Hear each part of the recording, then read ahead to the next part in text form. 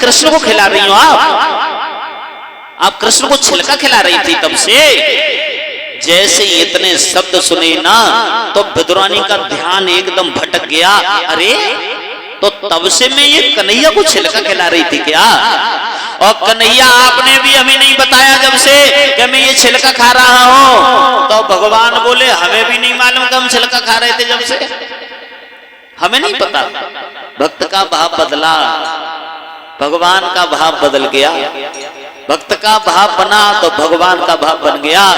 भगवान बोले हमें नहीं मालूम काका, पर जो भी हम खा रहे थे, जो भी चाहे छिलका हो चाहे केला हो, इतना आनंद आ रहा था, ऐसा आनंद हमें कहीं नहीं मिला। क्या था? उनके अंदर प्रेम था, उनके अंदर भाव था। अब विदुर जी ने अपने लड्डू रखे, बर्फी रखी, पेड़ा रखे कन्हैया के लिए। तो कन्हैया बोले काका एक बात बोलो, ये जो आप खिला रही हो ना, इनमें वो आनंद नहीं है जो काकी के हाथ से खाने में आनंद आ रहा था। आप तो ये अपनी प्राथमिकता दिखा रहे हो, हमारे घर पर मेहमान आए हैं, हम इनकी सेवा अच्छी करेंगे। ये तो आप अपनी एक मानवता निभा रही हो, प्राथमिकता निभा रही हो कि इनकी सेवा अच्छी हो जाए।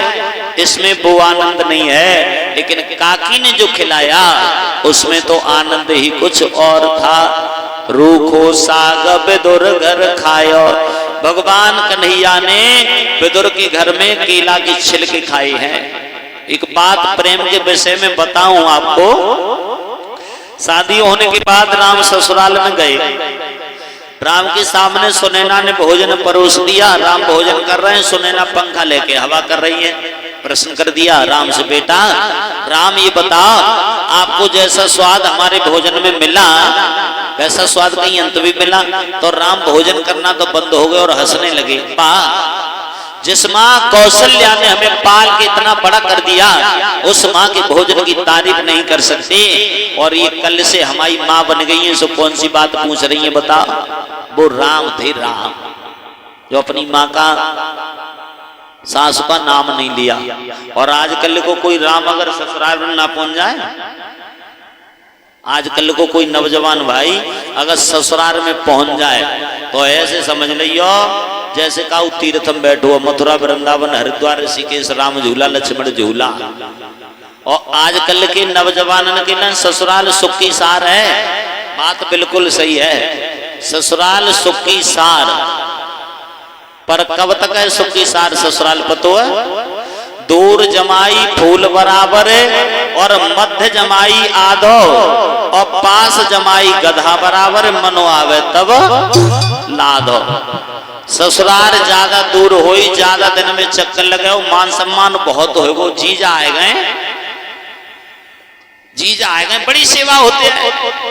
और जीजा अगर ज्यादा जल्दी चक्कर लगावे हो तो सम्मान कम, और ससुराल बिल्कुल पास में तो रोज शाम को ससुराल, रोज दूसरे दिन ससुराल, रोज दूसरे दिन ससुराल, तो फिर ससुराल में सम्मान होने वाला नहीं है। ससुराल में सम्मान नहीं होगा। आप चाहते हो ससुराल में कोई रिश्तेदारी हो, अगर चाहते हो कि सम्मान रहना चाहिए तो रिश्तेदारी में कम आना जाना चाहिए, कम रुकना चाहिए। रिश्तेदारी 2 दिन की रहती है, 3 दिन तक हो सकती है, तीसरे दिन के बाद हम फिर कह दी जाते कि चलो संग खेत में काम होना है। 3 दिन के बाद नेताजी तुम जाते हो भाई ससुराल, तुम तो लड़ाई राखत हो, पहले ना राखत है अब राखत हो। और राखनी पत्ते भैया, हाँ जाके चक्कर में लड़ाई राखते हैं। बेई हमारे संग है तो फिर हम लड़ाई क्यों ना राखें? देखिए आजकल के नौजवानों के लिए ससुराल सुख की सार। एक श्रीमान जी अपने ससुराल में गए, हमारे नेताजी बाहर, और ससुराल में जहां लेटत ना है कमरा पे बाई खड़िया से लिख दई कि ससुराल सुख की सार। बहनों ही घूमने गए, सारो आओ बाने पढ़ लई के जीजा जी लिख गए ससुराल सुख की सार। तो बाने नीचे लिख दई के दिना 2-4 दिना रुको तो सुख की सार है। अब बहनों ही घूम के शाम को आओ बहाने पड़ी, अरे हमें कोई भगावे के चक्कर में जाको मतलब दिना दो चार में कहा रहो है, तो बहाने नीचे लिख दे के दिना 10-20 2-4 दिना में कहा है। ससुराल में जाए तो 10-20 दिना रुकना चाहिए।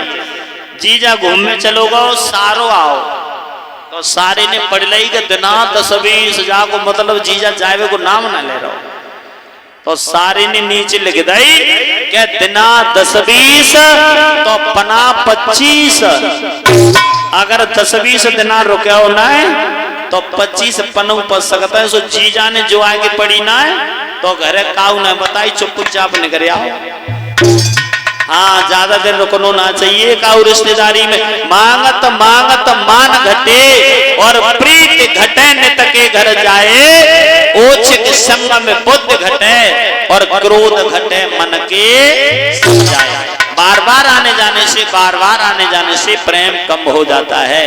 प्रेम में नवीनता रहती है दूर रहने से। जैसे कोई आदमी बाहर रहता हो, 1 साल बाद आवे तो बात गांव बारे, घर बारे, परिवार बारे, बालक बच्चे पत्नी माता पिता सब प्यार करता है। और रोज घरे रहते है ना, रोज तो बात इतना प्यार ना करते जितना बाहर वाले से करो जाते हो, जो बाहर से आए 1 साल में बाद से। तो इससे पता चलता है कि बाहर रहने से दूर रहने से प्रेम में नवीनता बनी रहती है, प्रेम नया बना रहता है।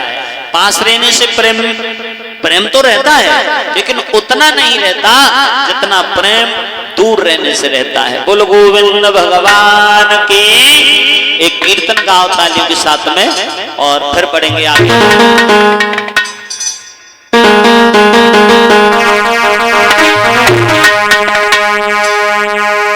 अरे मन नहले मूर्ख बाबरिया सतसंग सोला सागर में।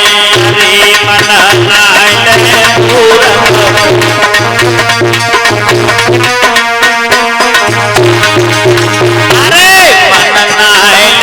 मूर्ख बाबरिया सतसंग सोला सागर में। अरे मतलब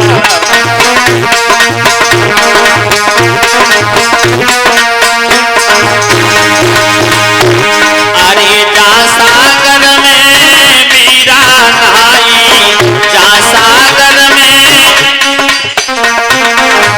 जा सागर में मीरा नहाई, जा सागर में मीरा नहाई।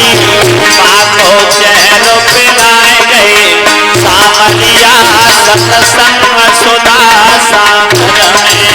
बाको चैन पिलाए गए सामरिया सतसंग सुधा सागर में। बाको चैन पिलाए गए सामरिया सतसंग सुधा सागर में। अरे मूर्ख बाबरिया सतसंग सुधा सागर में। अरे मन है मूर्ख बाबरिया सतसंग सुधा सागर में।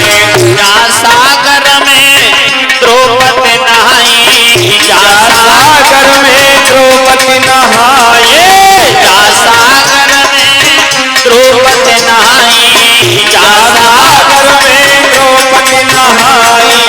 बाको चीरो बढ़ाए गए सामरिया सतसंग सुधा सागर में। बाको चीरो बढ़ाए गए सामरिया सतसंग सुधा सागर में। मूर्ख बाबरिया सतसंग सुधा सागर में।